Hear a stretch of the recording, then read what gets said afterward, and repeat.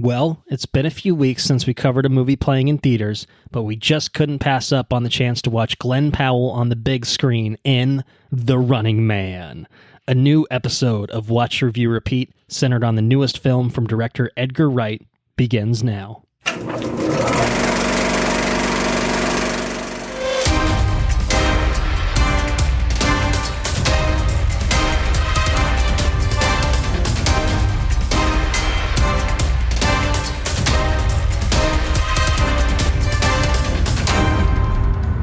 Welcome to Watch, Review, Repeat. This is the podcast where two best friends discuss the latest in film and television and then do it all over again the following episode. My name is Colton Brown, and joining me on The Running Man, it's Andrew Mattis. Welcome to The Running Man. The Running Man. So good. This is America. Fuck yeah. That's right. We don't have to censor ourselves on television anymore. It's the year 2025. The future is now. It's here. And it's dystopia. Wait, hold on. This is getting too real. Oh no. Yeah, it's pretty wild. Pretty wild. We're talking about The Running Man, Edgar Wright's The Running Man. What did we talk about last? We talked about Frankenstein. How could I forget? Big one. Very good movie. Would definitely recommend not only that people watch that movie on Netflix, but also, of course, listen to our pretty extensive coverage of it, as it turned out. But we hemmed and hawed about what were we going to cover next, because Predator Badlands came out a week prior to The Running Man. The Running Man came out November 14th, I think, was its official release date here in the States. And we were left in this perilous position of Andrew doesn't have enough time to see two movies in a movie theater. It's just not feasible, so we had to make a choice. And Andrew, I was pumped about this movie to see The Running Man as his first priority, which is fair. I think I said as much, if I'm not mistaken, on the Frankenstein episode. I have seen both, which is helpful because I've seen The Running Man and I will be able to talk about it on this episode. But obviously, I would still like to talk about Predator Badlands in some incarnation as well. So if we have time, I'll do a little bit on it and catching up, so stay tuned later in this episode if you want to hear a little bit on that. We may still potentially cover it down the line. We're coming up on Thanksgiving, and we're going to be taking a little bit of time off for recording, which I'm sure we'll talk about later as well. But I just did want to signpost that it has not completely fallen off our radar, that oh shit, where did Predator Badlands, did I miss that episode? I have thoughts that I will share.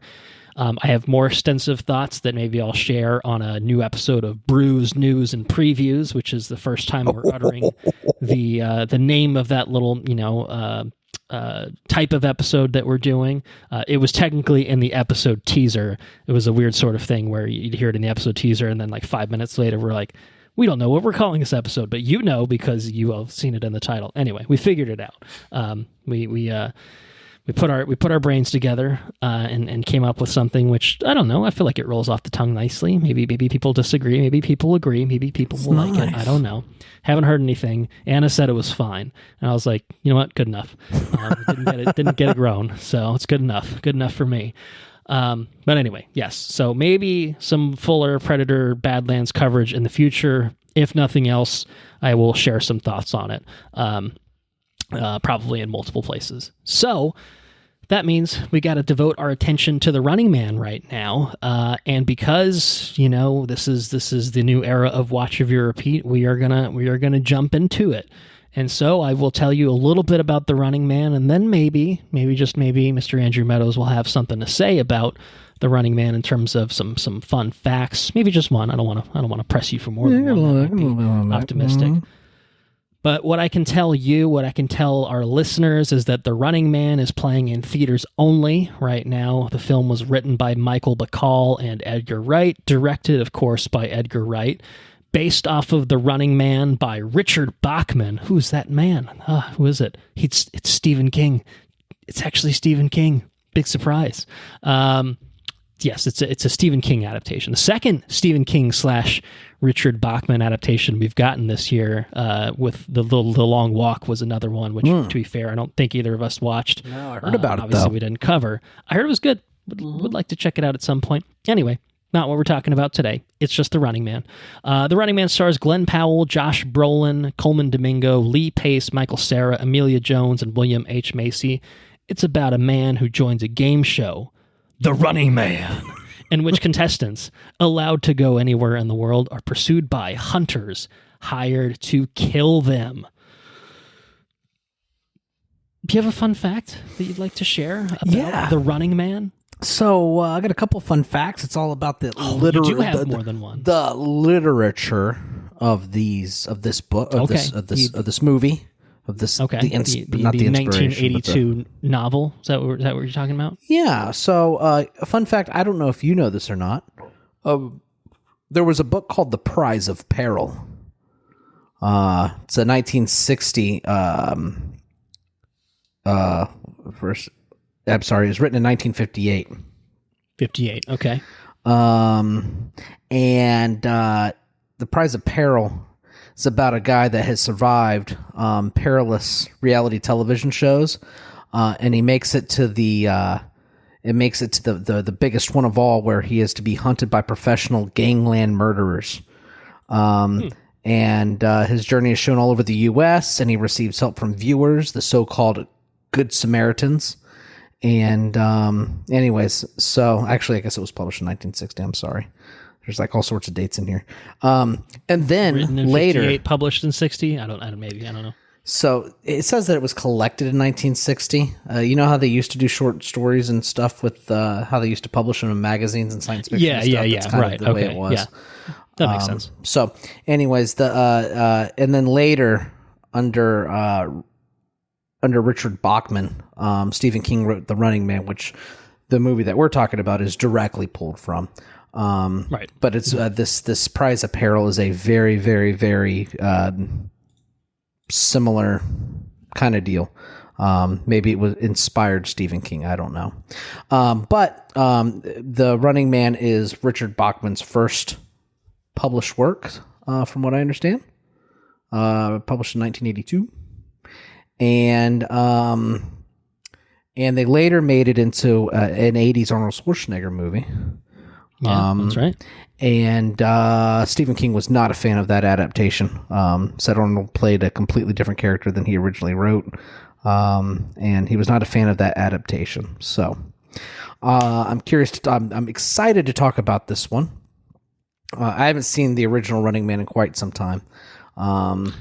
Yeah, I'm in the same boat. I'm pretty sure I have seen that original Arnold one. Like, I don't, to me, it kind of falls into that boat of classic Arnold 80s action movies. They all just like, it doesn't really together. stand apart as like its own unique thing, even though like the premise of it definitely feels wildly different on paper from most of, I guess if it's close to anything, it's probably like Total Recall almost feels like it's maybe closest like Arnold relative. But yeah, no, I don't really have many major memories of that one. Like, I'd be curious to revisit it if I had more time. I maybe would have revisited it prior to this episode, recording this episode just for curiosity's sake. But yeah, I think neither of us will probably have a whole lot to offer in terms of how it compares. No. And I also haven't read the book either, right? And I don't know that you have either. I think maybe Stephen wrote. I think Stephen read The Prize of Peril.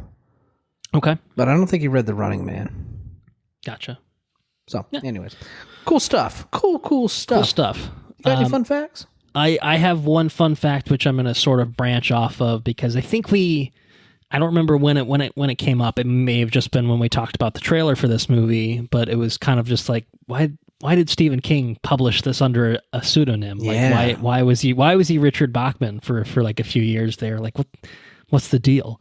And I think there's a few reasons. This is actually you said it's the first. It's actually the fourth book that he published under the name Richard Bachman. The first one he did was Rage, which is like a controversial book. It's about a school shooting, and I think he's kind of, I think he's allowed the novel to fall out of print because he's kind of just like, yeah, I don't really want to glorify this type of violence, and obviously, it's fiction. It is what it is. I think there's certainly something to be said for, people taking the wrong message out of it. And I understand obviously why Stephen King would certainly want to distance himself from that, given the prevalence of school shootings and particularly in America.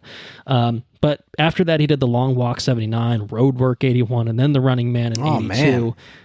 So he did a few under this Richard Bachman pseudonym, and the reason why he did it is because there was this kind of rule. I don't think it was a strict hard and fast rule or anything like that, but basically publishers would only publish like one book per author per year, roughly speaking. That was kind of the idea. And Stephen King, probably in some sort of cocaine frenzy, was just writing away. He was Sanderson. He was Sanderson before Sanderson came around. You know what I mean? Like this motherfucker. Like when he stops writing, he just writes. You know what I mean? Yeah, like, right. To take a break from writing, he writes. And so that's, I think, what he was doing was just like writing so much stuff that like he was Stephen King. Like he's a big name. Like maybe it could have been published. But yeah, he basically got, I think, his publisher to agree to print more novels than just his one Stephen King one, so that it wasn't saturating the Stephen King brand. I think he's also talked about how he kind of wanted to just see, like what would happen, if his works were put out there without his name attached to it, like what sort of difference does that make? And I think the answer is it makes a pretty big difference. I think like once it came to light that these were actually Stephen King books, a lot of them sold a lot more, so obviously name recognition, brand recognition is definitely a not insignificant factor. But yeah, no, I think it was just a combination of those two things of, I want to see if I can see what happens, because why not? Let's see how it goes. I had thought maybe it was because like these were like pushing into like a little darker territory than like even most of his other Stephen King stuff. But like, I don't know, man, like, I guess I don't know when it was published relative to some of these things. It's pretty damn dark. Well, that's exactly. So it's like, I mean, his stuff, 86, so it would have been after this. Like, but either way, Stephen King, I think, has always kind of had a penchant for some darker things in his works. So it certainly wouldn't have felt like crazy to, I think, publish any one of these things under Stephen King, under the name Stephen King. It's not like he's like, I want to dissociate myself from this because it's so extreme and so crazy. Anyway, that's kind of what I came up with from looking at it. It's a little chapter in Stephen King's history. He actually put a different, like a photo of some fucking guy, as Richard Bachman. There was like this whole invented thing of, his wife and stuff like that. So it's a whole thing, which is interesting. It is interesting. And I do apologize. I misread my Wikipedia article. Oh, no worries. The name is a tribute to crime author Donald Westlake's long-running pseudonym Richard Stark and Bachman Turner Overdrive, a rock and roll band that King was listening to at the time. His publisher asked him to choose a pseudonym on the spot. So there you go. That's my fun fact within the fun fact of how he came up with Richard Bachman as well. But anyway, I suppose we should get out of the weeds and talk about this. It's good. It's good. It's rich history here. Yeah, no, interesting history for sure. I guess before we fully talk about the movie, we've got to do that other section of the podcast where we break some sort of box office down. It's the box office breakdown. It's pretty good. Fuck yeah. You gotta do the box office breakdown. Exactly. This is kind of a line of Edgar Wright movies that are not performing well, unfortunately. I think he's had struggles with his movies performing well at the box office. I think maybe Baby Driver was probably one of the few that I think had some financial success. I feel like Last Night in Soho did like fine. Not like probably not great. And so, yeah, this movie came in pretty soft. 17 $17 million in its domestic opening, global opening at a $28 million figure. It actually didn't make number one in its opening weekend, lost to Now You See Me, Now You Don't, the third entry in that franchise. Oh, not good. Which did a little higher than it, but still, yeah. And it's got the caveat. It's rated R. It's definitely rated R. No questions about it. But it had $110 million reported budget. It's not likely to recoup that money, I think, is probably the fairest way to put it. When you open that low, the actuals were even lower than the estimates, which is like a bad sign when they're trending the wrong direction. So it actually opened under 17 million in its opening weekend by half a mil. 16.5 is what it came in at, which is just, it's not good enough for something like this. And so it's definitely a disappointment on the box office front. Which is it's a pretty big bummer. I don't know. We did what we could, I guess. We saw it. I didn't see it opening weekend. I think we actually both saw it the same night. I think we saw it Tuesday night. And we're recording on a Thursday, so this is a couple days after seeing it. It's a disappointment on the box office sad front, unfortunately. Trombones. Definitely some sad trombones going on here. I mean, we should probably get that. Necessarily. Can we copyright that from NPR, the market report? I don't know if we could copyright it. Not copyright it. I mean, can we? Is it copyright to pull from public radio? I don't know. Well, I don't know. Yeah, I don't know. That's a good question. Maybe it's not necessarily within my area of expertise, but it's something I could look into and maybe find out. But I don't know. Either way, we'll just say sad trombone noises to get the point across. Yeah. It's too many shit eaters. Staying at home. Still here, shit eaters. Not watching The Running Man. They were watching The Running Man at home. They're probably watching the Americanas. They're watching the Americanas, yeah. Whatever the new Kim Kardashian show is. I don't actually know what it's called, but I see the ads for it. It's kind of the same thing. It's kind of all right. Well, it may have been disappointing on the box office front, but I know you were pretty excited for this fucking movie. You chose it over Predator. But I think you were pretty pumped for it, if I recall correctly, from our conversations, probably from the announcement, certainly to the trailer. So disappointing on the box office front. Is it also disappointing just on a movie standpoint? How did you feel about it? Did you? So the question, it deserves more asses and seats. What do you think? I'll tell you, I saw it at the B&B theaters or B&B theaters. I did not make a trip to the Dolby. Could have, but it would have put me 30 minutes. It would have been a longer drive home later. Sure. So I just said I'm just going to go see in B&B theaters in their grand screen, and it was a pretty nice screen. It's comfortable. I got a cheeseburger and a couple beers. I was able to eat some food while I watched the movie, which I'm a big sucker for that. I like that a lot. It's very nice. Okay, so good viewing environment, good experience. Excellent viewing environment.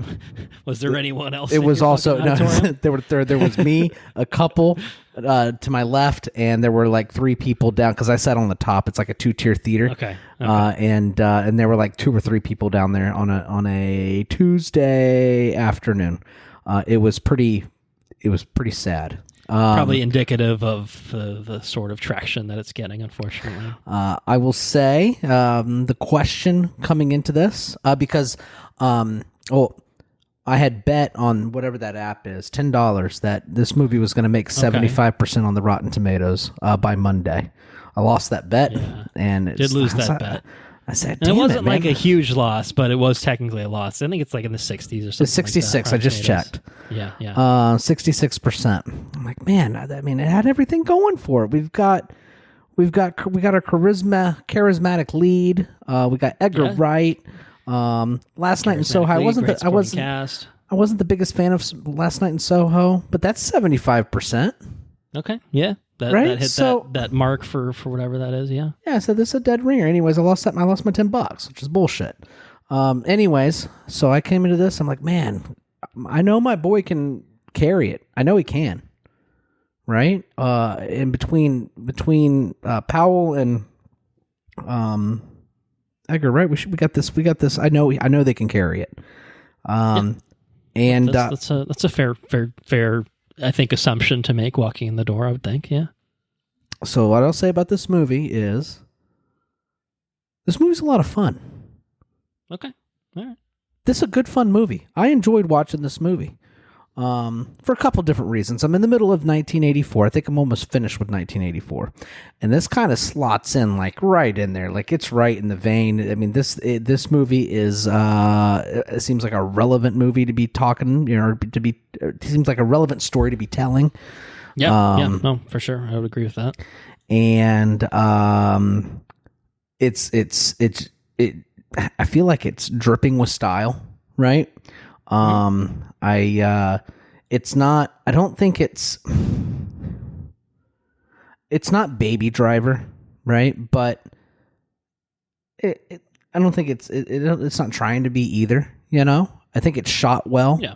It's not it's not as bombastic as Baby Driver is, right? Baby Driver is super stylish.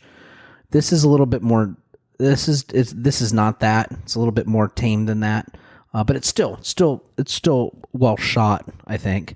I think that all the actors are having a great time making this movie. I bet the set was a lot of fun to be on. Everybody, all the performances were just, I don't know. They were just a lot of fun, I thought. And that's what this movie brought this up. I think that's the biggest vibe at this movie. This movie was very fun. The action was cool. It was larger than life. And you have your main guy who's just pissed. He's kind of trying to channel a little bit of like a Carl Urban Dread kind of deal, I feel like, or maybe like The Boys kind of deal. But definitely like a Carl Urban grimace, right? Just pissed off at everything. Just permanent grimace. Yeah, but at the same, I am the law. he's just like trying to be a good dude all the time, Yeah. And he's pissed off because the world around him is shit, And I think that's a fascinating I think it's a fascinating place to put a character, You have somebody just trying to do a good job and just continuously get shit on. And it's not like this person's like meek, it's not a meek guy. He's pissed off. He's punching everything, but it's just because he's pissed off, And I just found this character to be very compelling. I thought it was a lot of fun, and I thought it was just kind of relatable too. Not that I go around punching shit, but I certainly feel like it would. What a nice release that would be if I did not have. Yeah. Right. Your supporting cast was a lot of fun too. I think the supporting cast was they definitely they swung hard. Like Josh Brolin. Josh Brolin was awesome in this movie. Thought he was a lot of fun. And the host of The Running Man crushed it. Coleman Domingo crushed it. Very good. Very good. Michael Cera's in this. It's a lot of fun. A lot of fun, for sure. Reunion with Edgar Wright, coming off, 15 years after Scott Pilgrim, I guess. What else is on here? The Goons, the Goon Squad. I enjoyed the Goon Squad. Yeah. Okay. They're just, I don't know. Like they didn't offer a whole lot. I think Lee Pace he plays a goon, and and like I said, they don't offer a whole lot, but I don't know. I feel like they did good at just playing goons, Right. Yeah. Sure. I think that their characters were written, and I think they're again. To really drive it home, just fun bad guys, just kind of two-dimensional and but that's about it. I walked away out of the theater, had a real good time, and I think that it's like I said again, I think it's relevant. It's not beat you over the head kind of relevant. I mean, it's like on the nose, but it's Yeah, I mean, but it's fantastical enough to like. Yes, I mean it's it's a sort of future. It's obviously like an alternate version because I think I don't know if the movie actually is. I think it said like the novel takes place in 2025. Obviously, it's coming out in 2025. At the time it was written, 40 plus years earlier. I don't know if this one is specifically set like 2025, but obviously if it is, it's an alternate version of now. That is a bit more dystopian, or at least overtly dystopian, but it definitely has vibes that feel close to home and definitely timely, I think, overall. And maybe not in the way that it was initially intended. I mean, Anne and I talked about this, like it definitely gave off some Andor vibes in terms of just how real it feels, or how it feels, again, too real at times, even though it's kind of intended to be this, oh man, imagine if this world was so fucked and it looked like this, and it's like, well, it's not too far. It doesn't seem like it's... I mean, it's a little bit different for sure. We don't have the Running Man, there's definitely some differences. But the way people treat their their media, and media, and the influence of media, just the social status, like class warfare, like there's definitely, like, again, it's exaggerated and it's maybe a bit more heightened overall, and like the just class disparity is more prominent than certainly it is in real life, but and so it's exaggerated, but it is. It's like a character. It's not pure fiction. You know what I mean? It's obviously it's not. Oh man, imagine this. It's like, yeah, imagine how it is now. Crank it up to 11 maybe. But the message still cuts through because it's still applicable. Even in this exaggerated form. Like so it's not. I guess it's not beating you over the head in the sense that it's telling you that, like, this is what's actually happening, like, wake up, but it's also kind of, at the same time, it is kind of telling you that. It's just giving it to you in this sort of package where you can, I guess you could disassociate yourself from that. You could detach yourself, not think about it too closely, not think about it too hard, not think about the commentary that it's trying to, I think, offer on the state of the world. But it offers a good one. If not now, then like historically, like, how authoritarianism is like bad or whatever, like, But it's definitely there, I think to pretend it's not there, I think is a little odd. But I think even if you divorce it from that, like, it is still a fun movie, and I don't disagree with you on that front. Like, you could have fun with it, I think, just taking it at face value, I guess, if you will. And like really enjoyed it because I didn't think that it was going to pull so much from the book that I'm reading, the book I'm currently in, and there's references like in 1984, the one of the tools that the party uses to kind of spy on its civilians are TVs, and Big Brother. Yeah, right. And there's a reference to a particular group of TVs, and they say, yeah, you don't have to worry about these TVs; they don't listen back, And it's like, oh, that's straight up out of my book, But yeah, it's in the class warfare kind of thing, and just all of it kind of, it just seems pulled almost wholesale from what I'm reading in a kind of like a looser way, because obviously it's not the Running Man, but well, and like, honestly, a lot of Orwell's work probably made its way into Stephen King's book, having not read it.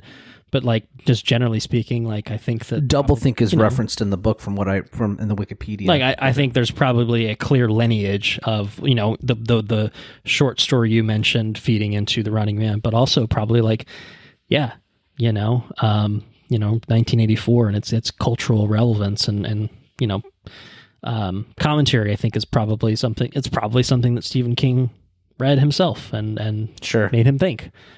So I think there's probably a line that can be drawn there. I think probably pretty clearly, if I had to guess. The Black Mirror, right? Black Mirror, yeah. Black Mirror has an episode, I think, where they do a thing with reality TV and stuff, and there's like this there's this and I can't quite put my finger on it. You could probably help explore this idea a little bit further, but the idea of this small minority of people that hold a significant amount of wealth over the masses, and they just make the masses. They select a couple of masses to just like run piggy run, or like they I don't want to get into spoilers and stuff, but do these little things for the entertainment of the masses, and we'll give you a bone. You know what I mean? We'll give you $1,000 or whatever. You know what I mean? And everybody's like, oh my God, they're going to win $1,000. In reality, it's nothing, you know, but the disparity is so real and so large that everybody gravitates to these shows to watch these people jump, you know? Yeah. It's like I said, I don't know how to quite express what I'm thinking, but I think it's a fascinating thing, and we all see it. We see it with the lottery. You know, I don't really play the lottery a whole lot, but a lot of people spend a lot of money playing. Right, same conceit. You know, and then when somebody wins, like, oh my God, they won, and then everybody's all pumped up about it. Or you watch like the Jeopardy where they win, just the idea. It's a fascinating. I'm not trying to make a commentary on anything. I just think it's fascinating to think about. But anyways, yeah, I thoroughly enjoyed it. I enjoyed thinking about it. I enjoyed watching it. I had fun watching it. And I think that I think overall it was just a fun movie for me, man. It was good. Yeah. I think it sounds like we probably have pretty similar thoughts on it overall. I had a lot of fun with this movie myself. I think I saw it in IMAX. It didn't really take huge advantage of the format. I didn't really think there was no expanding, ratio or anything like that. I mean, obviously, I'm sure it looked and sounded better than a regular auditorium would have. I did get a little collectible poster at AMC, which is pretty cool. Maybe I'll find a spot for that somewhere. The auditorium it was probably like 20, 30 people in there. It wasn't too bad, but I think it was like the last time it was playing in IMAX before Wicked for Good takes over the screens and stuff. But yeah, I had fun with it. I have probably I wanted to like it more is what I will probably say in terms of like getting some of my more negative thoughts out of the way.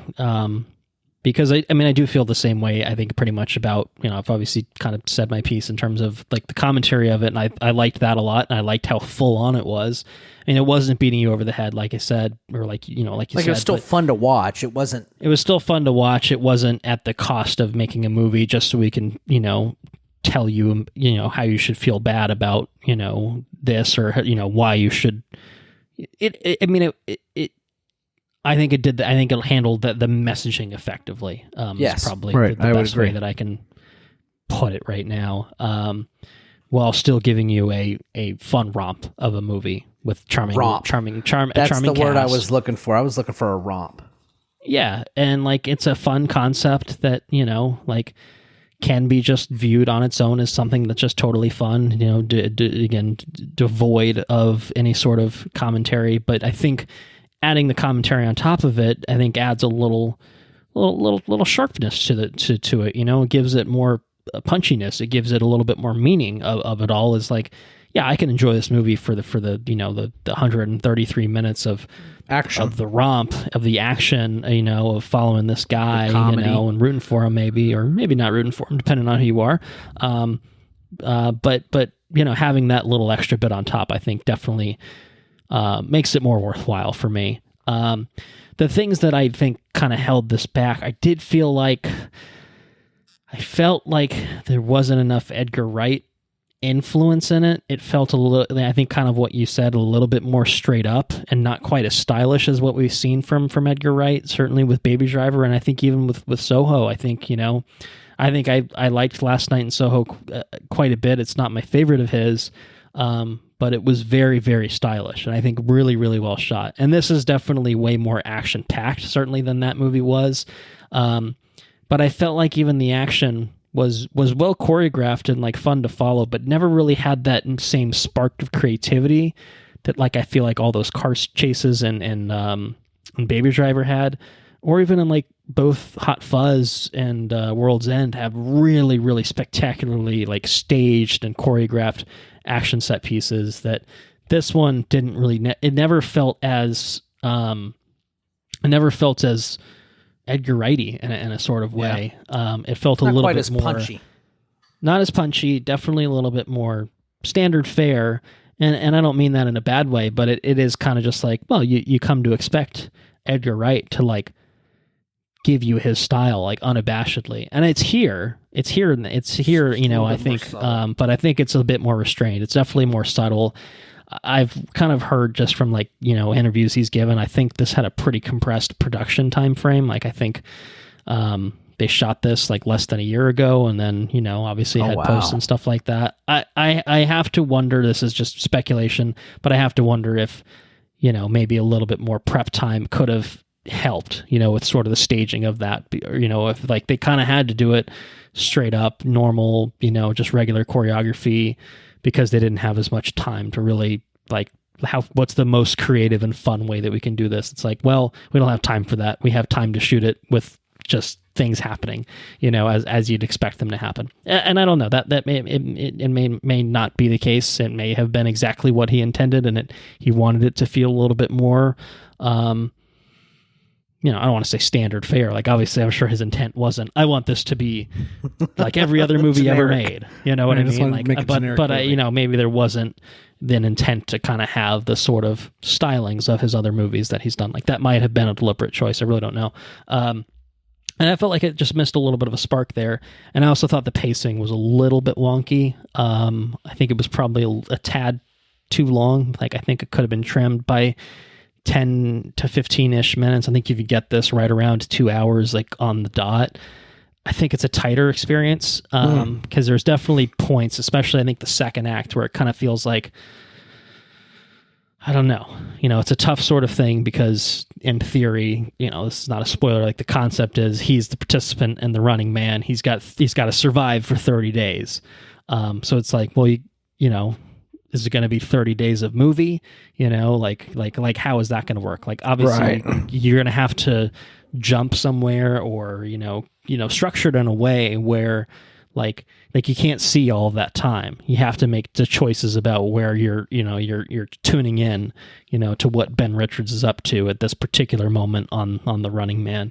And I think it definitely does do that. I just think that, I don't know, I think it either something. I didn't think there was a lot of variations in the set pieces, like for something that's supposed to be like country spanning to a certain extent. And like it did jump locales, I think, a few times, but you're right. Like there's like a couple things that it does. Like the Michael Cera stuff, I think is definitely a bit more unique than some of the other stuff. But a lot of it is kind of just him like falling asleep somewhere and then waking up and having to like escape, you know, like it's kind of that for a bit. And even the Michael Cera thing, I guess, is kind of that in its own sort of way too, you know, like it is a bit samey in that regard. And I think the only time it really shakes things up is the third act. And that's kind of where I feel like it at least kind of clicked a little bit more, where it had that, you know, that momentum as it was kind of coming to, you know, the final parts of the movie. But I do kind of feel like those like middle bits, I think, could have just been tightened. I don't know if it's cutting a city, you know, or you know, just, I don't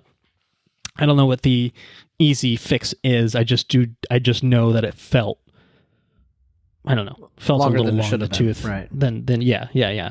But those are my grievances, which I think are fairly minor in the scheme of things. I think it is not, like I said, I didn't like it as much as I wanted to, but I did like it quite a bit. I enjoyed it quite a bit. I could see myself liking it more on a rewatch, you know, with recalibrated expectations. I mean, the things that I did like, I think that like the setting is really cool. The you know, the idea of it is very, I'd say fun, facetiously fun. You know what I mean? But and the cast is fucking stacked, obviously. But I thought Glenn Powell was a great lead. I thought. Really the two you mentioned, Josh Brolin and Coleman Domingo particularly, were fucking excellent. As you know, Josh Brolin is a smarmy exec type. Coleman Domingo as a over the top, hostess with the mostest was really, really fun. But yeah, no, I mean, all in all, I think very, very well cast. And I think the style isn't so much in the direction of it as it is in the world building of it. And I think that's that part of it, I think, was done very well. Like it felt expensive in like a big way that we really haven't seen from an Edgar Wright movie, which was fun. That was cool. Like it felt like a full on realized alternate dystopian version of the United States, which, looks fucking awful. And, is not a place I would want to live and exist in. But I think it was well realized. It's violent, appropriately violent. It's got, I think it's pretty funny overall. I think like it's dark where it should be dark. But I think that like on the whole, it has a sense of fun, a looseness to it that I think, it could have been tightened up, but as it is, it's a romp, I mean, we said it already, I guess it is a romp. I think it's fun. It's a fun watch. It really is a fun watch. I think that the reviews have been, I don't necessarily disagree. Like they're not bad, but they're not like overwhelmingly good either. And like, I kind of get that, to be quite honest, I kind of get that. But I think, we can go into recommendation now if you want. Yeah, sure. I guess the recommendation being, hey, do you want to see, should we recommend that folks see this in theaters? Wait to watch it at home on like a streamer, or wait till someone pays them to watch, wait till someone pays them to watch it. Yes, I said it right. I think we can safely eliminate that. I think it's really a question of, hey, is this a full-on theater recommendation, or is this a wait and see kind of deal? Like where do you land? I'm happy I saw it in theaters. I think it was. I think the action was. I think it was well executed enough. Like I say, the cinematography is. It's not Baby Driver. The punchiness of Baby Driver is not here, but I think it's a cut above. It's a cut above. It's a cut above standard fare, I would say. Okay. Yeah. The feel, like I say, the look and feel and the texture of this movie.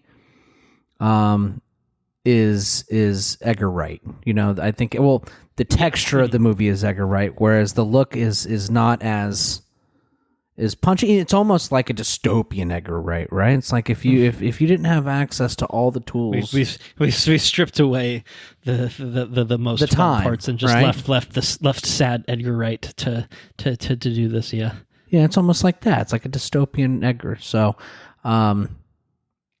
yeah. Anyways, I'm really happy I watched it in theaters. I think it's relevant enough.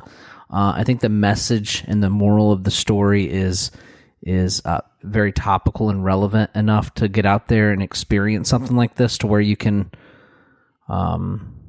we've said it time and time again, to where you can go and enjoy a film and have fun with it and everything, and still walk away with saying, that's kind of funny. That seems like something I saw on TV, or this is kind of like what's going on with our medical system. That's kind of fucked, isn't it?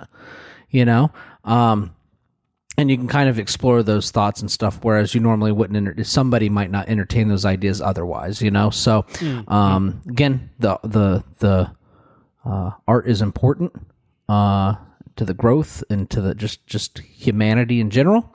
And like I said, I think this is well executed art. I don't disagree with your criticisms. But I did enjoy it, and I think that a louder, bigger format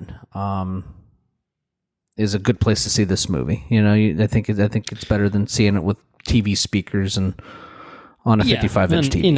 And being liable to just be like, oh, let me look at my phone. Right. Let me look at my phone. That's probably the biggest thing when you tell somebody to stream the movie. They're going to be watching 25% of the movie. Right. Know? Yeah. Right. Is it like, should you care enough about this movie, to like lock in, for 2+ hours, like that's God, almost like the inquiry in some ways. That's where we're at. everyone's brains are broken. It's the,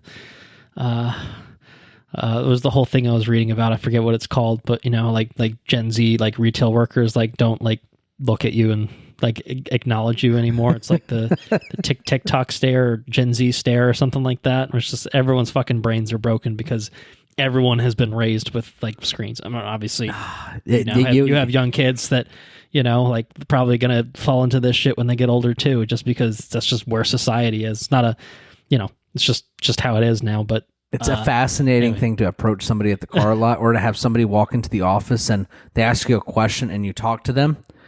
And they just kind of fucking check out, like just they clam up, like, ugh, what are you doing? Like it's like when you watch a YouTube video and they have like the thing that they're actually watching, but then they have somebody cutting like onions or something. Like you have two videos going on at the same time because it's too much to ask somebody to focus. You have to have something stimulating your brain. We are just drifting into idiocracy day after day. I mean, we're knocking on the door, man. It's so fucking bizarre. It's wild. Anyway, so I talk to people frequently that just kind of just like, hey, you listening? Let's focus.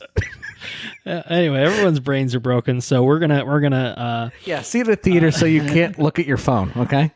Yeah, and don't look at your phone in the theater. Don't be that person. You may get angry glares, and you would deserve them. Yeah, I mean, so I'm not going to go to bat for Paramount because I have thoughts on Paramount under its current leadership, but I will go to bat for Edgar Wright.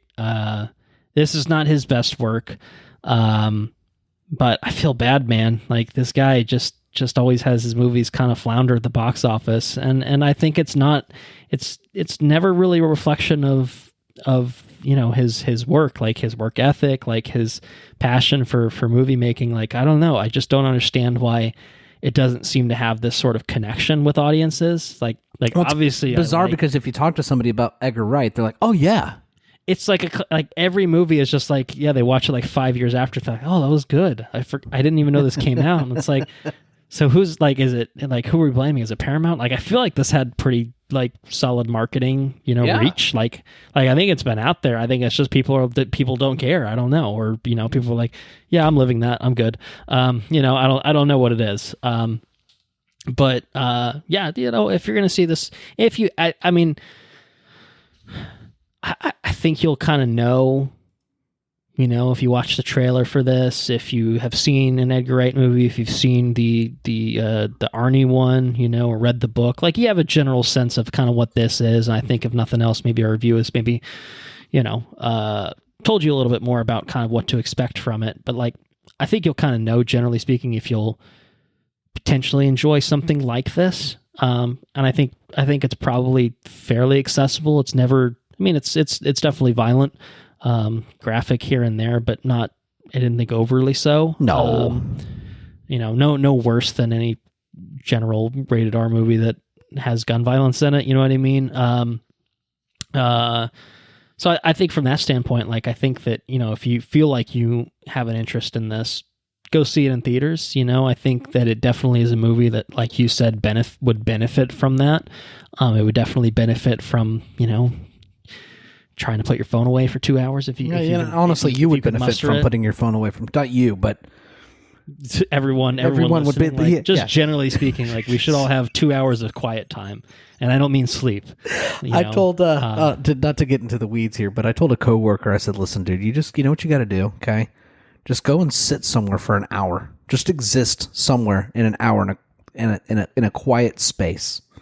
Just go sit. Go sit and look at a tree for an hour. And like, I'm guilty of it in some ways as well. Like, I'm bad at reading. I try to read. Yeah, it's rough. My attention span is like, I mean, part of it too is like, I do a lot of reading for my job. So like, I am, right. I get paid to read, but I don't get paid to read fun things. Like, I get, paid to read horrible things that happen to people but actually, and so it's a little bit different, but like, yeah, it's just, we don't need to make this into a full, rant about like, like current state that's wrong with society, but it is just nuts, man. And again, guilty. I watch a lot of TV. We watch a lot of movies. We do this podcast in which we're fucking staring at each other through a screen. And I have 3 different windows on my thing. I've got an onion getting cut in the corner here. I've got I don't know what else people fucking watch on these things. I've got a compilation of people, hitting themselves in the nuts on one side, whatever it is that people are, some cat videos here. I don't know. Anyway. Real problem. I guess what I'm trying to say is, just go watch this in a theater if you think that you are at all predisposed to enjoying something like this, which is to say, if you are into a dystopian action movie that maybe has some hard-hitting political commentary, but is not the focal point of it, but is certainly the clear message of it. You can get behind the Everyman and Ben Richards. If you like Glenn Powell, go support Glenn Powell. You like Josh Brolin, you think Lee Pace is a handsome man, and you would be right to think so. Unfortunately, his face is covered for most of this movie, but it does get to show it at some point. Spoilers. Deadpool. Yeah, never mind. Sorry. But yeah, I don't know. I would say go see this in theaters. That's my recommendation. I had my issues with it.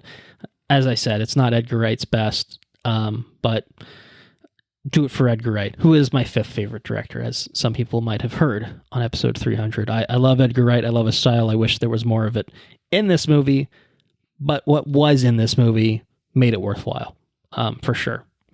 So let's do it. Let's do full spoilers for the Running Man. Yeah, well, I mean, do you have anything immediately, spoiler-wise? Yeah, so Lee Pace looks like has some Deadpool kind of qualities going on with his face. Yeah. I mean, he's not quite as hideously scarred as Deadpool, no. As Deadpool, no. And I feel like at least with the Deadpool makeup, it is kind of like obviously Ryan Reynolds, very handsome man. I think the Deadpool scarring does he is disfigured enough that he's no longer handsome man Ryan Reynolds. I can buy that. This, on the other hand, is handsome man Lee Pace with some mild scarring on his face. Battle scars. So, yeah. And honestly, he just kind of looks cool. Look cooler. I think Powell carried the movie. I think he was a charismatic dude. For sure. And very relatable, everyone else kind of seems to be like, this is just the way society is. We're going to go through the motions and life sucks, but what are you going to do? We'll just make the best of it. I'll go do my job. His wife, I'll go do my job and, make extra money so we can take care of our sick kid. And he's like, this is bullshit. His whole thing is, this is bullshit. Every time I say, stand up for what's right, even when he's getting in line for the to audition for the games, and the guy behind him's fucking having a rough go of it and is falling over, no fucking, stand up fuckers, the whole thing. And it's just, I mean, obviously the whole setup of that and just the masked up, jackbooted thugs definitely felt very similar to a certain organization roaming some of the streets in the United States, which I don't think was the intent when this movie was made and filmed, obviously, not necessarily obviously it's not just what we're seeing in this country, it's what has been seen in other countries, historically too. Yeah, it's right. But it does kind of, it's like I said with the Andor thing, where it's just that whole thing in Andor with, the false flag attack that they have. It all feels like, oh, this is uncomfortable because it's quite close to home.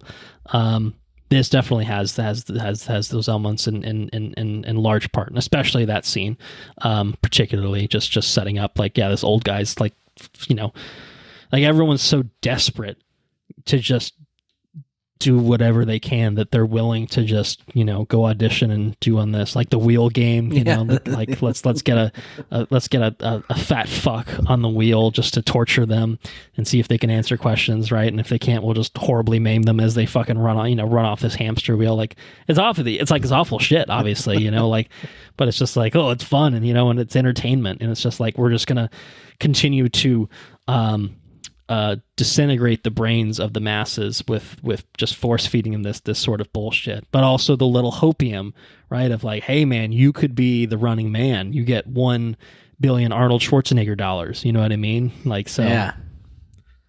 It's I don't know. Wild movie, man. Wild movie. I Michael Cera's character and about his dad being a cop and everything, and how the force was like perversed. And that was certainly, felt pretty relevant too, Yeah. Yeah. And I enjoyed that whole set piece. I feel like a lot of it had kind of been given to us in the trailers. I guess it was more like the electric floor and the super soaker was fun. Mom being out I enjoyed of her mind. that. Mom was crazy.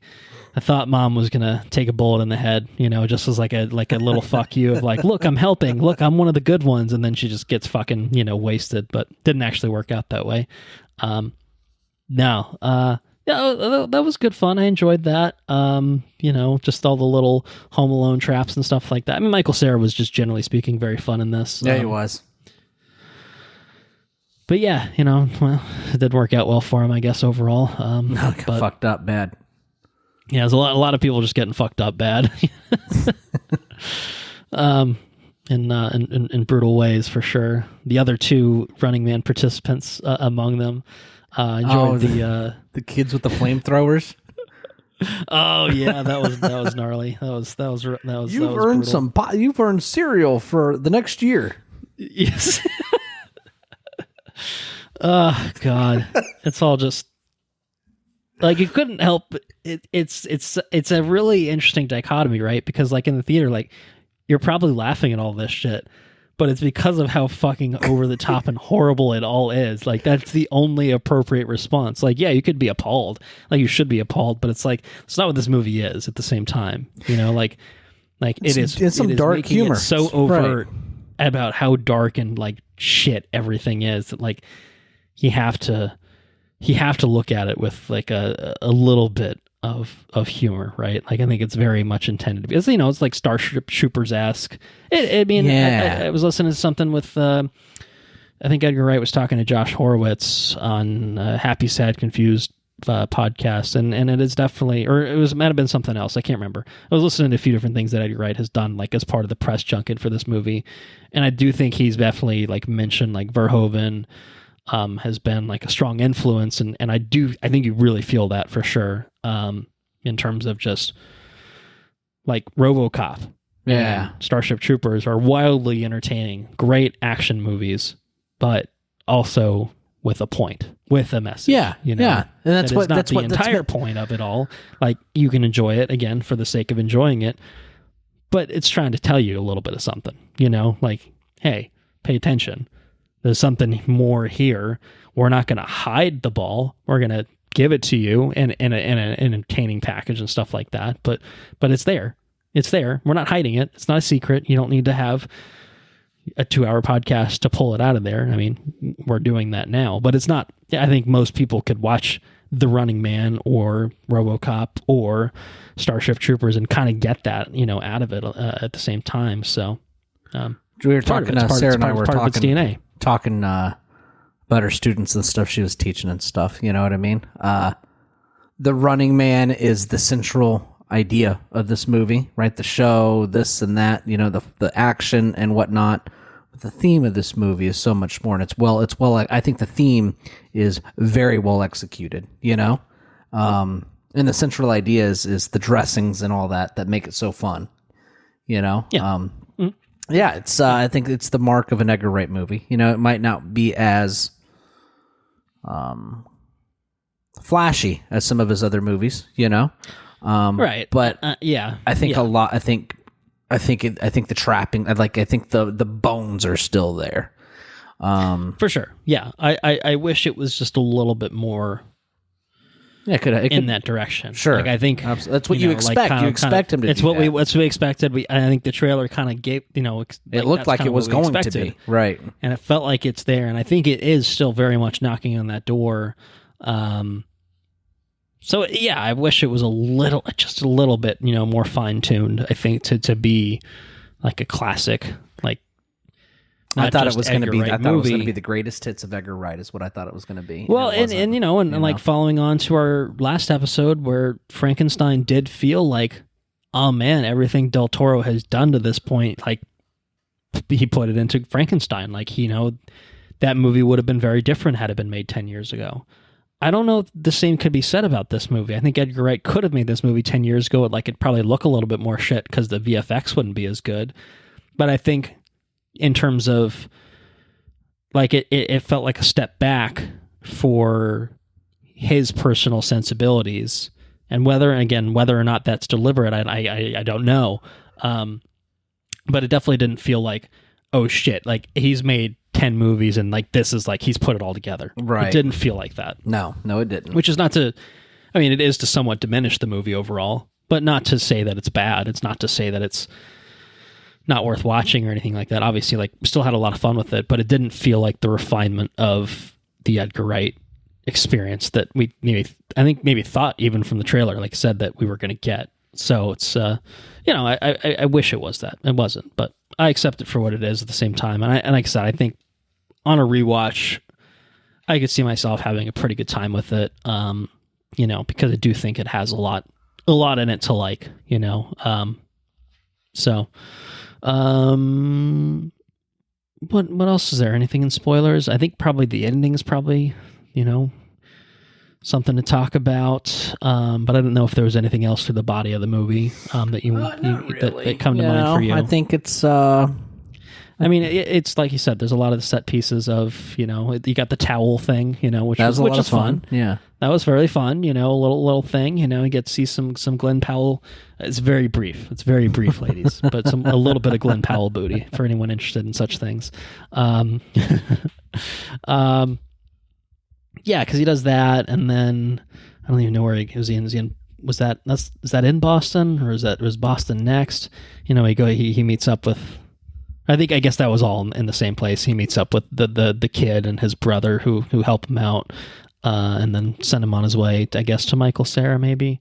I don't know. It's a little bit like I kind of felt like for as much, I felt like the setup of this movie was good, like it's his life sucks, his daughter's sick, he needs to, figure out a way out of this. He goes to the auditions. I thought the audition stuff was fun. You meet Josh Brolin and like all that's really fun. You meet Coleman Domingo and he's over the top, and then he's finally on the show, and then like, this guy fucking sucks. He's a fucking moron. He's an asshole. He thinks he's better than you. He thinks that, he could just be on this and steal your money. Fuck this guy. You should go fucking kill him, man. Everybody in the stands, yeah, fuck you, fuck this guy, yeah. I really enjoyed all of that, and I kind of felt like almost once it hit the point of, oh shit, I'm the running man. Like I think he goes to William H. Macy, and like that was fun. Fun, that was good. I just kind of felt like almost like it got a little samey and didn't quite have the same forward momentum when it was kind of just like, all right, what do I do now? All right, I'm going to go here. I'm going to hide out. I'm going to do this. Okay, I'm going to go here. I'm going to hide out. And I kind of felt like none of those, I don't know, none of it felt as urgent in some ways as it needed to. I don't know if you felt the same way or Yeah, it just kind of felt like I'm going to go here and take a nap and oh shit, all right, I got to go. Yeah, it was almost like they were trying to search for a way to make him, because when he leaves the studio, the world thinks he's a giant piece of shit, right? And I think it's a way that they showed like this journey to kind of like normalize, like he becomes the hero of all the people that were supposed to hate him. Yeah, you know what I mean. Yeah, it's like, how do you get there? And it's the small little journeys along the way that let him become the hero that he becomes, that he ends up being. And yeah, it's a miss. Like I feel like it's Like it kind of slogs to get there, or maybe it's just a misstep in execution, or I don't know. But yeah, I felt like the transition from fuck this guy from zero to hero, that felt abrupt to me. Like I didn't really feel like you see it a little bit. Like obviously you see like signs and stuff here and there throughout, but I didn't really like feel it in the narrative of like the shift. Like obviously you see it and it's certainly a part of it, but I didn't from what's happening in terms of like what he's doing. Yeah, you like don't feel like somebody watching the running because man. We're seeing stuff like he's recording these messages and then they're deep faking these things where he's being a huge fucking asshole, and saying shit that he's not actually saying, and certainly doesn't mean. So it kind of just feels like I didn't really get how they got from, like you said, zero to hero. In terms of like how big it got. I don't know if it was just the mere fact of like, oh, he's survived longer than most people except for the network can't put him down. Like is that what it is? It's just like, oh, this guy can fucking do it. He can show the man, who's boss. Right. Maybe it's just as simple as that. I don't know. Maybe I'm overthinking it. It's certainly possible, but it did feel at the same time. It's a at the very least it's a miscommunication. At worst, it's a misstep, or they just didn't do it correctly. Because you shouldn't have that. You shouldn't have that question of whether or not you're overthinking it or not. You know what I mean? It should be especially when you're trying to portray it as like, if you're doing it over the top and everything else, it should be a simple thing. You know what I mean? That's what I think. I think this execution could have been simple. You don't have to try to pull things out of it, because it's a simple. It should be a simple over the top kind of thing. You know what I mean? This guy's running away from the network trying to kill him, or the people trying to help the network kill him. So. Yeah, no, totally agree with you on the second act. I mean, it's. I think it just need to be tightened. It did get there. Way. It did get there. So. And I've heard some read complaints on the internet about the third act, and I don't know. I think I enjoyed it. I mean, it is a little bit of a change. He kind of carjacks the Amelia Jones's character, and. And it kind of, at that point, it's now reached this point where, the network, is kind of helping him in a sort of way, keeping him alive for ratings, whatever, exactly the case is. And it kind of built to this point where they end up on this jet, with him and Lee Pace. And I guess Josh Brolin's not actually on it, but he's on it by screen, I guess. And, to the point where it's like, all right, you are the hero, you're people love you. So let's, take this and spin this into its own sort of thing where give you your own show, and you'll be set up. You'll be a total badass. I don't know. I think the third act stuff was good for me. I think it just took a little bit to get there. I enjoyed all that. The ending, what did you think about the ending? Did you feel satisfied? I guess all of it, him getting Josh Brolin from the carjacking forward. Yeah, because it there's a lot. I mean, there's your wife and kid are dead. So you should take revenge on the hunters. I was skeptical of that, because it's kind of like, well, we've seen a lot of deep fake stuff, and AI, bullshittery to this point. So it's like, at the same time, why wouldn't they? They totally could. They totally maybe would. So that was interesting, but just the rejection of Josh Brolin and I'm not playing your fucking game. Fuck you. That was good. It was good. What did he say to him? Like I don't know how I'm gonna do it, but I'm gonna fuck you up. Or whatever. Yeah. Before he leaves, and so in the beginning of the movie, that was see good. That. I thought all that was totally fine. I enjoyed the chick from Task. I thought she was pretty good, and I enjoy seeing. Here. She's a little more different accent here. She's a little more. Yeah, definitely different accent. It's just it was cool because she's obviously from a different class than he is, right? Yeah. And so, kind of the people that now we're talking about the two classes that are pretty, like, don't get me wrong, you have Brolin's character who is who's in an ivory tower. Everybody is below right. Brolin. There's 5 people in that, that tier. And then there's a section of people that are the Amelia Jones type of character who... These are the people that are being manipulated to hate the class below. And then the class below they're buying is the obviously... propaganda, hook, line, and sinker. And then there's probably 95% of the people who are stuck in the Glenn Powell rung of society of... Right. Get fucked, you're lucky if you survive. You're lucky if, you can afford some sort of shit medicine to even keep your kid not dying from the flu. It's a scarf. The scarf is a life. You know what I mean? Right. And so I enjoyed that kind of interaction because then you put the two together and then, hey, you know what?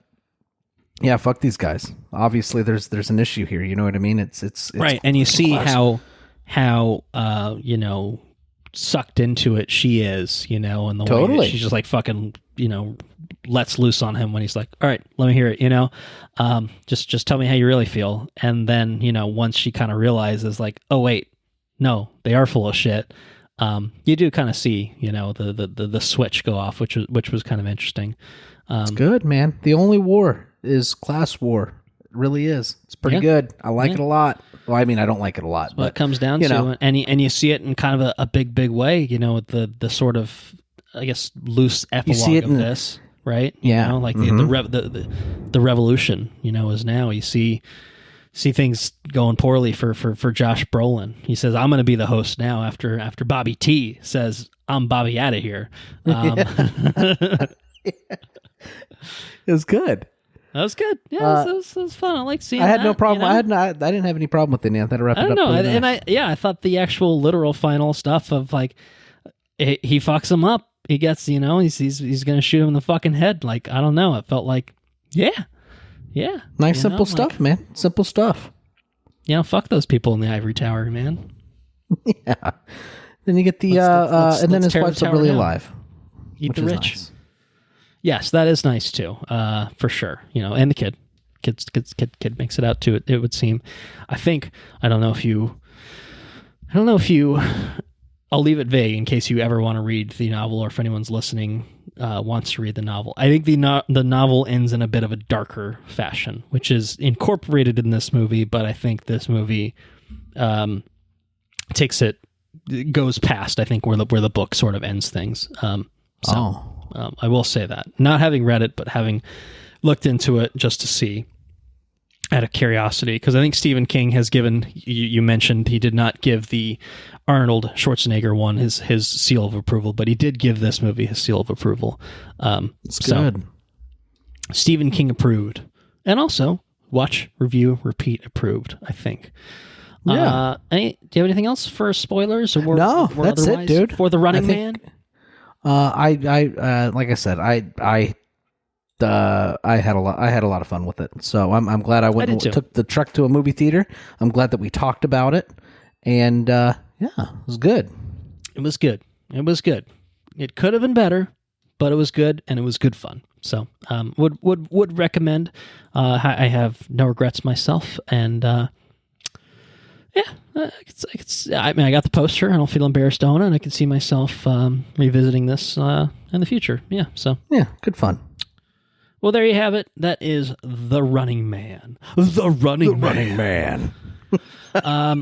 Well, we're doing pretty good on time, but I don't want to let our listeners go without seeing if there's anything that you've been up to in the past week, or maybe that you're about to be up to in the next week or so. You want to talk about, preview? Yeah, so we needed to record this episode because I'm going to be in Blue Ridge next week for the week of Thanksgiving. That's right. And so we are going to be riding dirt bikes or enduros. I guess they're technically enduros, dual sport motorcycles. I'm going to put a helmet on Bennett and let him sit in front of me while I ride in the front yard. Not leaving the front yard, but just kind of putting around the front yard. Baby steps. I think he'll really like that. Going to shoot clays with the shotguns, clay pigeons. That's always a lot of fun. I enjoy doing that. Apparently they put a place up there. So I don't know. I don't know where it's at. I've never been. But apparently they put a new place up there where you can go shoot clay pigeons. So that's fun. Okay. Gotcha. Cool. And then what else was there? There is maybe some golf. And then there's going to be Thanksgiving, of course. We're going to do a couple of chopped. My sister's taken up cooking, and I've been playing around in the kitchen too. And so we are going to have a chopped competition. So Okay. that's going to be kind of fun. All right. What happens to the person that gets chopped? Do they just have to stop cooking, and everyone and the winner has to cook everything else? How does that work? Yeah, they just get, I don't know, they just get put down and talk shit to them. Yeah. Well, make sure there's an exit interview. Fuck them. Those fuckers don't know what they're talking about. I'm the best chef there ever was. Record it, put it on the Facebooks. Yeah, it's fun. So it should be, it's going to be, I look forward to this week every year. It's my favorite week of the year. And you don't have to always a work. really good time. Maybe that's, well, and you spend time with family, of course, but you don't have to work. And there's and no you cell spend phone time. reception. I mean, I don't know. You might have to. I don't know how you cope with these sorts of things. We do have internet though, Oh, okay, so I mean, okay. I guess it's a cheat. Yeah. But there will be time. I guarantee. I promise you, there will be time spent sitting next to a stream, maybe with a fishing pole, trying to catch some trout, and just sitting there drinking a beer, listening to the stream. Do that. It's gonna happen. Do It's some gonna be reading. wonderful. I love it. Some introspection, some self-reflection. Maybe the self-reflection part, well, not like you, because I don't read for a living either. So, but reading is a struggle. So I don't. Not that I Listening. I can read. You can listen. But I will probably almost undoubtedly probably pass out if I grab a book in a very serene place and start to read. I'll probably definitely fall asleep. But it'll be good. It will be good. It's going to be a great trip. I downloaded the Indiana Jones video game. Yeah. The new one. I forget what it's called. The circle. Something about a circle. Is that it? Is that Something the circle. Yeah, it sounds familiar. That sounds right. Indiana I Jones downloaded the and demo on the PlayStation. Great and Circle. it's a 2-hour demo, and I think I've played, I don't know, probably an hour of it. It's really good. I haven't played it since because Ben has got me into against my better judgment. I did end up downloading a game called Arc Raiders. That game did cost $40. I've heard good things. I feel like it got really, really good reviews. So I don't know. I mean, are you enjoying it? And I will tell you that it is a very fun game. Okay. I didn't know how I was going to feel about playing a shooting game. You did text where I me can't dedicate- and ask about my interest level, and I think I said as much, but it was just like, I don't know, the multiplayer stuff right now. It's just not my vibe right now. At least It doesn't have the same appeal life. as it used to. But I will say that this game does have this. This is a fun game. It's got this feature where you can walk around and if you're talking, if you have a microphone and you're just running around doing stuff, it's got open mic but for everybody.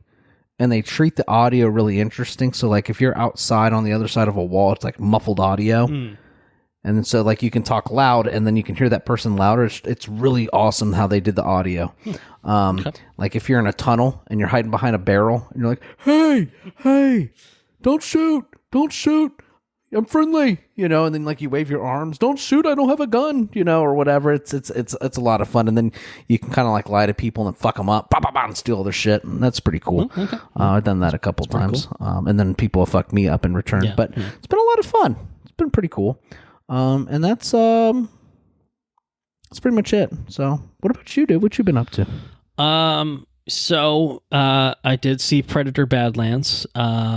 I will keep my thoughts brief in case we do have a full episode on it, and if we don't, then I will talk about it on the next episode of Brews News and Previews, where I'll have more of a chance to expound. But I want to keep it vague here in case you do see it. I don't want to call your expectations too much. But what I will say is I would recommend Predator Badlands. I had a really good time with it. Very different from previous Predator movies. I don't know. It was just, to me, it was also a romp. I guess maybe that'll be my short review. It's also a romp, but I felt like it had really good pacing and momentum, and I think just I don't know, just really, really worked for me. I really enjoyed the good. I really enjoyed pretty much. I enjoyed the world. I enjoyed the characters. I enjoyed like the world building and stuff. Like I think I would definitely recommend it. So I will leave it there. If we talk about it on another episode, great. If not, I think just at some point, if you can't make it to a theater, it is what it is. I don't begrudge you. Obviously you're busy as is. You're going to be busy, obviously while you're traveling and stuff. Sounds like one I need to watch though. But I would recommend you catch it at some point. So if it's waiting for Disney Plus, so be it. But I think you would get some. I would think that you would enjoy it based on how I know you're probably right. I'm not a hard man to please. I will probably very much enjoy it. Is there cool shit? There's some cool shit. Yeah, I would say so. It's got robots and aliens and stuff? It's got robots and aliens and stuff. It's got it. I don't know. It and is it written pretty decent? Yeah, I think again it's very different from even like Prey, who was the same director. Like that Prey was, what if we did a Predator movie, with like, Native Americans, Prey is the best Predator movie I've seen. Yeah, and I don't know if it's necessarily better than Prey, I guess, to at least put that expectation out there, but I think you have to walk in the door knowing that it's not going to be a traditional Predator movie. It's different. It's very deliberately different. It's the Predator is the protagonist. There are not really any humans in the movie. It's kind of just, what if this predator ended up on this planet and needed to survive? What if the predator became the prey? It is kind of the conceit of it. And I think it's pretty fun from that standpoint. So, that sounds pretty cool. Yeah, very, very different. But I enjoyed it in a way that, like, Predators and The Predator took some swings, like let's do a little bit of a different wrinkle for Predator. And like Predators was fine. The Predator was real bad. This, I think, was far more successful in its efforts to deviate from franchise, things typical of the franchise. Would recommend. We can check back in if you do see it. If you don't, maybe I'll have other thoughts on it. I've probably said enough. I don't know if I need to like fully. I think the next time we talk about it would probably be once you've seen it, we can have more of a fuller conversation. I'll just say for you, and I'll say for our listeners, would recommend, and I think it's worth a theater trip. I think visually it's definitely worth it from that standpoint too. So, and it did well. I think it did well to do a little mini box office breakdown. I think it did pretty well. I think it did better than The Running Man. So, sorry, Edgar, but Dan Trachtenberg wins the November battle. But on the Edgar Wright front, I did go back and finish season 2 of Spaced. This is a show that I mentioned on our episode 300. I had watched the first season of it. There's just the 2 seasons. Hadn't quite finished the second season. This was like Edgar Wright's main collaboration with Simon Pegg. It was a British like sitcom from the late 90s and early 2000s ish, somewhere around that time frame. It's really funny. It's really sweet. It's very, very good. It's streaming on Prime, so I watched it.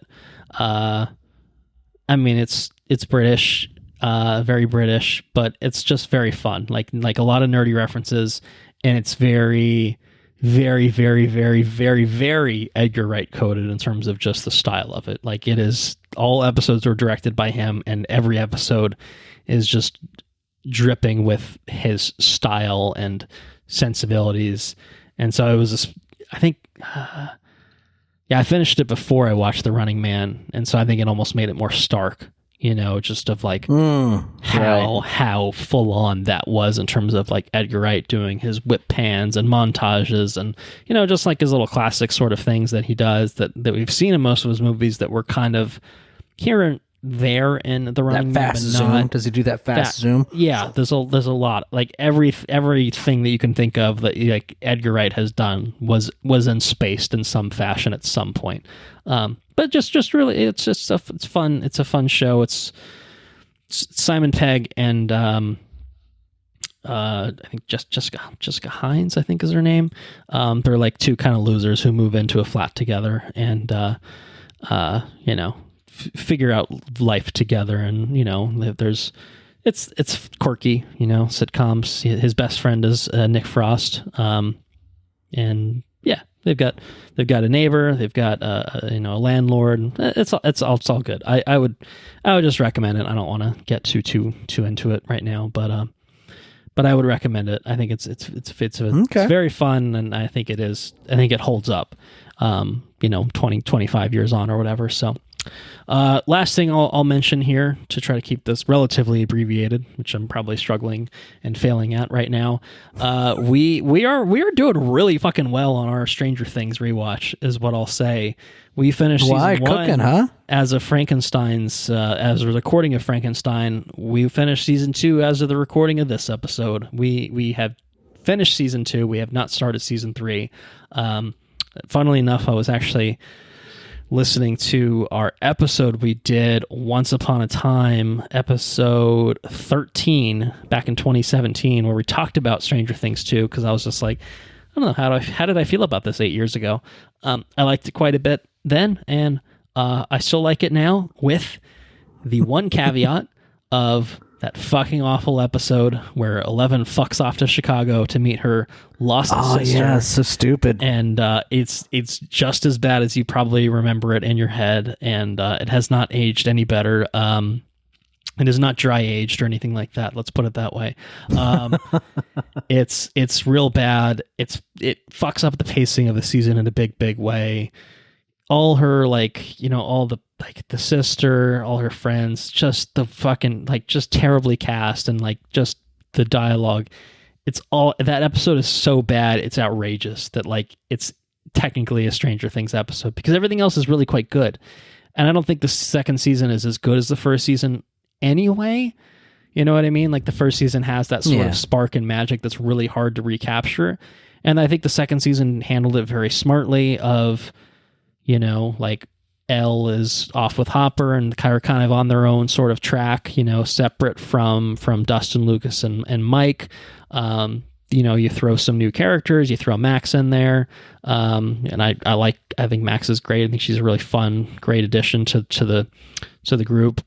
Will is back, you get more Will, and then Will's getting fucked up by the mind flayer and he's getting possessed and shit. And Steve, it's the beginning of the Steve and Dustin dynamic. The Stranger Things 2 has a lot that is really fun, really good to offer. It's got Bob Newby, superhero, Sean Astin, R.I.P.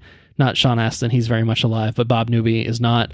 I think he's like the president of the SAG-AFTRA Guild or something like that now, which is pretty sick. I think he is. It's pretty cool. You're right about that. Anyway, I really like Stranger Things 2. I think it's a really, really good, solid follow-up to the first season with that big blight, kind of in the middle of it that brings it down a full point, if not more. Yeah, I'm enjoying it. Did you watch Austin Powers? You watched Austin Powers recently, right? I did watch Austin Powers recently. What's their sequence where it was like this wildly attractive person or something, and then she does something, and he's like, ugh. I can't remember it exactly. Fuck, I can't pull the exact reference. I feel like she smiled and her teeth were all messed up or something. I mean, there's a little bit of that with Austin because his teeth are pretty jacked up. His teeth look pretty terrible too. I can't remember what it was. Damn it.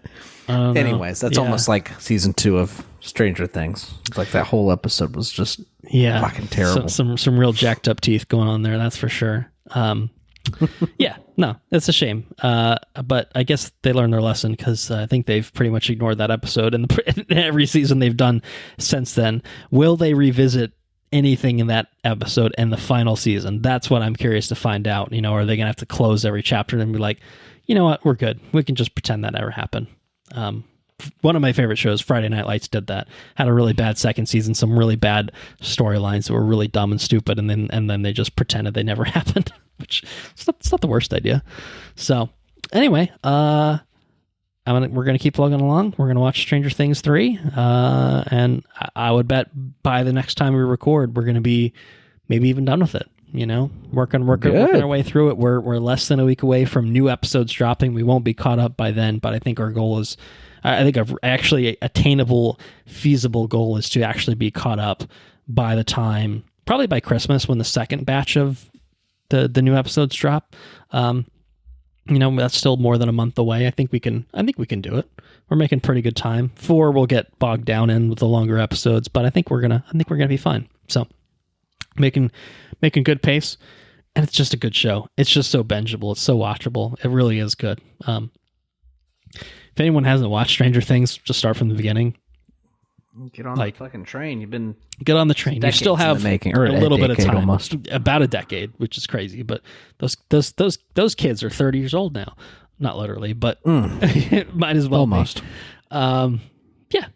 Stranger Things is good stuff, man. I'm sure we will do Stranger Things 5 probably in the new year once you've had time to absorb it all. I assume you intend to watch it. I hope anyway, because I think we've covered every season so far, except for one, because it aired before we started the podcast. But we probably would have covered it had we been doing this back then. But that's it for me. I will leave it there so I can stop rambling. And I will say thank you all for listening.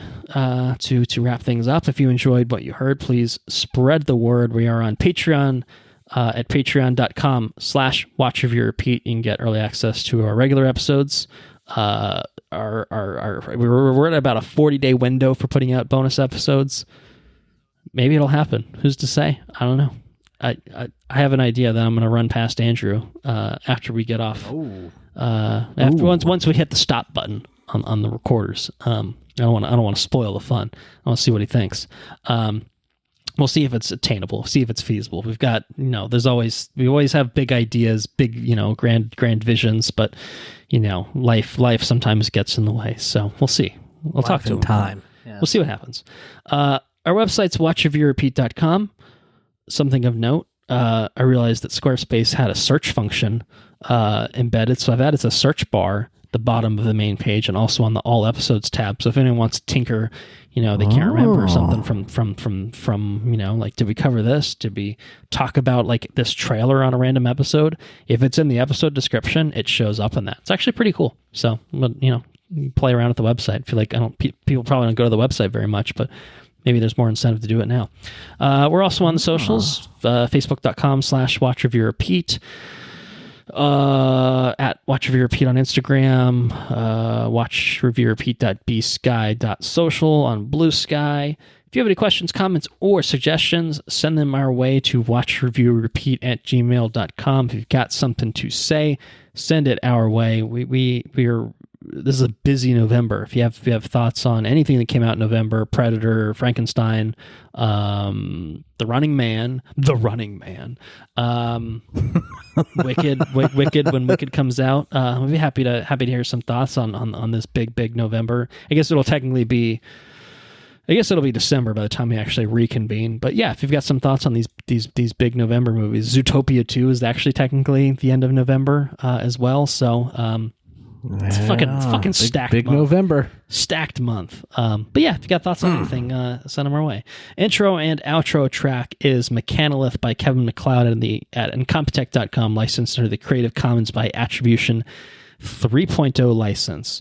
Obviously, Andrew has mentioned that he is traveling up to Blue Ridge for Thanksgiving, and indeed, we are going to be taking Thanksgiving week off from recording. There will be a new episode that goes up on Thanksgiving week, which will have already happened. I think that'll technically have been the Frankenstein episode, if I'm not mistaken. But I'm a little behind on editing, so it'll actually work out well in a sort of way where I think this will put us back on track where we can record a thing and then I will just have it ready to go. I'll edit it and then it'll go up, once it's ready to go. I've still been kind of playing catch up a little bit. So it'll be good. It's a good, I mean, good for scheduling, but also good for like, hey, let's take a little bit of a break kind of thing. So, when we come back in December, maybe Predator, maybe Wicked, maybe a new Brews News and Previews episode if Andrew hasn't made it to a theater just yet. We've got options. I think December is not crazy packed. We've got Avatar at some point, which we'll probably fucking see because everyone in the world is probably going to see it, and it's a great tech demo. We got to see what Jimmy C's up to, and also if nothing else, what we've learned today is that the madman Christopher Nolan is putting a 5-minute Odyssey preview in front of the IMAX screenings. So, yeah, we're definitely seeing it then. If you need any incentive, you can see the 5-minute Odyssey thing, and then the bonus, 3.5 hours of Avatar. I take it back. It's only like 3 hours and 18 minutes or whatever the all day time is. All day, all day night. At the movies, all day and all night. So anyway, yeah, we'll come back. We'll have something. We'll have something ready to go. But we will leave it there. Andrew, I hope you have a wonderful time on your trip. I look forward to hearing about it when we reconvene in roughly a couple weeks' time for us. I don't know how that translates to our listeners from when they're listening. I guess it depends. They could be listening to this a year from now, in which case, well, it's all in the past, but you never know. So, would you like to take our listeners out, good sir? Well, happy Thanksgiving. Yeah, happy Thanksgiving. I guess that's a good thing to say. We wouldn't have said it on the episode that went out on Thanksgiving because we didn't record it, around that time frame. It's a couple weeks in the making, but we can say it now. It's a little bit late, but happy Thanksgiving. If happy Thanksgiving to Patreon supporters who will maybe hear this before Thanksgiving or around Thanksgiving, and to those who are listening to this after Thanksgiving, we hope you had a wonderful Thanksgiving. How's that? That's right. That's good. Take care now. Bye-bye then. Laters on the Menjay on the Running Man. The Running Man.